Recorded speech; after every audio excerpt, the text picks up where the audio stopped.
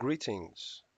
My name is Etionsa Omorigi, and I am the founder and CEO of Moneyculture Investment Solutions Limited. I founded Moneyculture in the year 2008, and that was 7 years after I began my personal quest into understanding modern economics, finance, basically how money works, how the economy works, so that I could avoid the mistakes, the financial mistakes I saw my dad make, and alongside my rich uncles. The idea was to understand what financial freedom really is and how to accumulate wealth so that I and my children become financially free. However, that led me to realizing that a lot of the assumptions that people have generally about how money works is actually erroneous. And that is why I founded Moneyculture as a company is that renders financial educational services and also education-based investment management services. Welcome to this very important course on real estate titled Important Economic and Financial Principles that Affect Real Estate. So you basically learn how to avoid losses and maximize profits in the area of real estate. Now, I'd like to state a caveat, so to speak. This course isn't primarily about real estate, it's about financial principles and economic principles and how those principles affect investing or doing business in real estate. That being said, let's dive right into the course. So, yes, if you are viewing with a phone or tab and you want to get the best of the slides, you can use landscape mode for best results. Now, here's the goal of this course, and here are the things you would learn. You would learn the economic principles of valuable, valuation, and value. And once you understand these three principles, you would soon realize that every economic and financial activity comes or is affected by these three principles. You would also learn popular real estate practices and the economic financial principles that affect them. Is rental income really worth it? That's an interesting one. The effects of inflation on rental income, and this is another really interesting one. We'll learn about the economy before money and why money was created. It's interesting that a lot of us do not imagine a world where there was no money as we know it today, and yet you had an economy, and some people were rich, some people were poor, as you even have it today.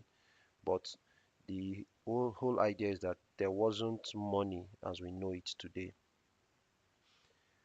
The most profitable way to do real estate, of course, based on these financial and economic principles that affect real estate. So let's go to the next slide.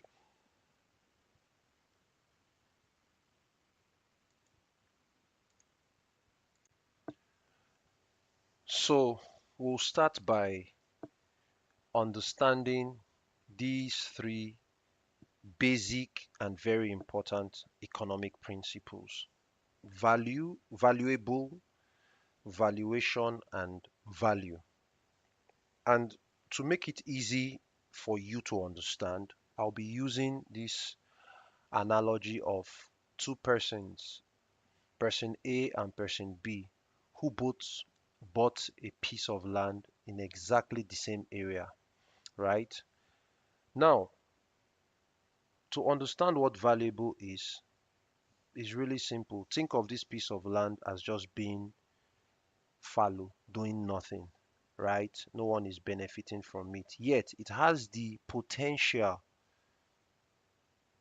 to be um, useful. It has the potential to generate value. So it is able to generate value. That's simply the concept of what a valuable is. So if you have anything that is able to give value to others and then give value to you also in the process, but is not doing that at that moment where it is not giving value, it is valuable, it's a good thing, but it's not value. That's one. So on to the next. Valuation is simply the price at which something can be bought or sold for, the price at which something can be exchanged.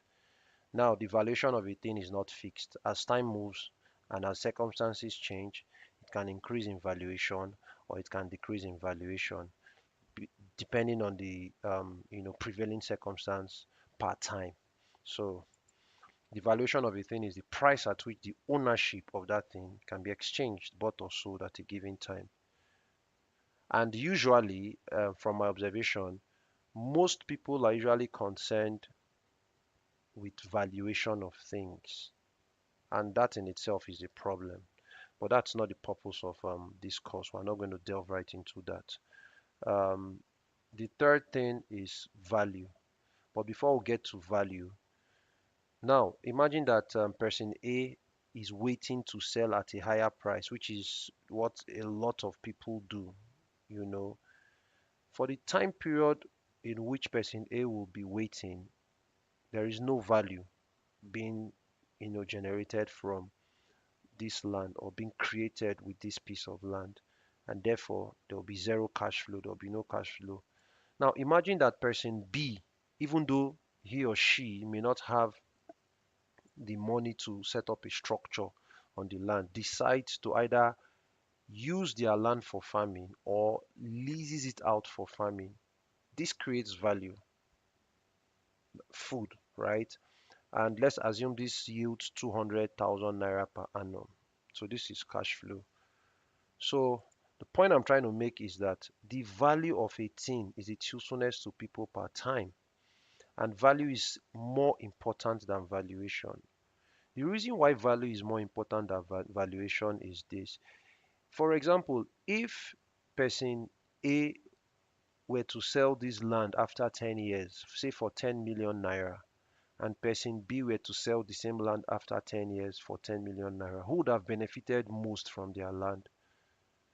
It's obviously person B, because the land at that point in time, in that duration, that period of time, was being used. It had value, it created value for that time frame, and of course, about 200,000 naira per annum was being made from that land.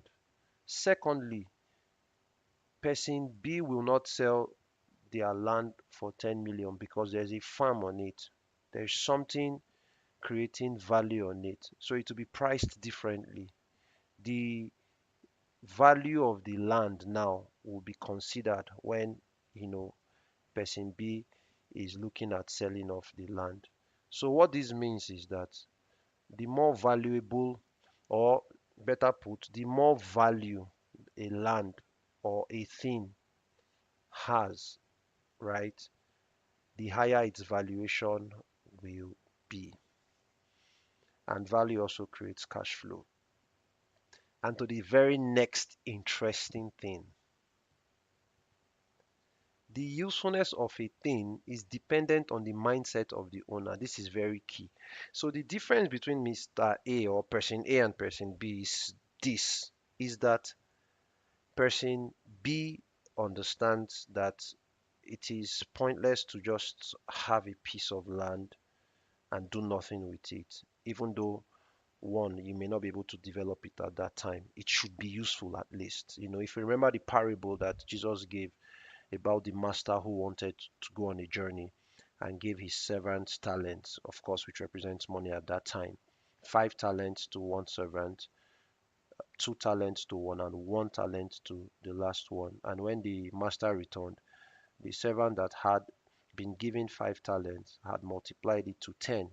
And the master was pleased with that servant.